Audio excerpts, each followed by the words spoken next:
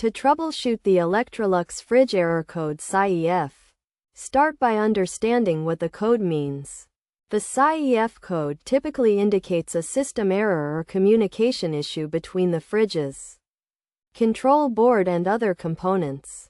First, check the user manual or manufacturer's website to confirm the meaning of the code for your specific model. If the issue persists, try restarting the fridge by unplugging it from the power outlet, waiting for a few minutes, and plugging it back in.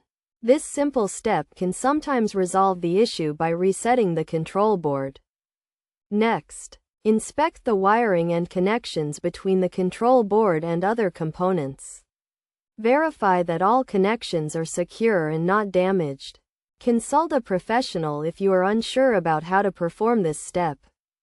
Another possible cause of the SYEF error code is a faulty sensor or component.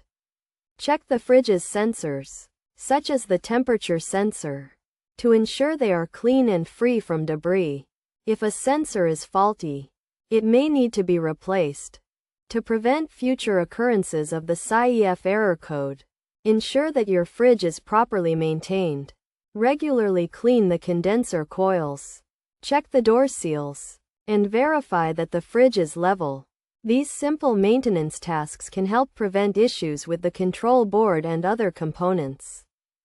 If none of the above steps resolve the issue, it may be necessary to contact a professional appliance repair technician.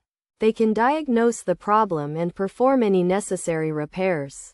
Remember to always follow safety precautions when working with electrical appliances, and never attempt to repair a fridge unless you are qualified to do so. By following these steps, you can troubleshoot and potentially resolve the Electrolux fridge error code SYEF, getting your fridge back to working properly and keeping your food fresh.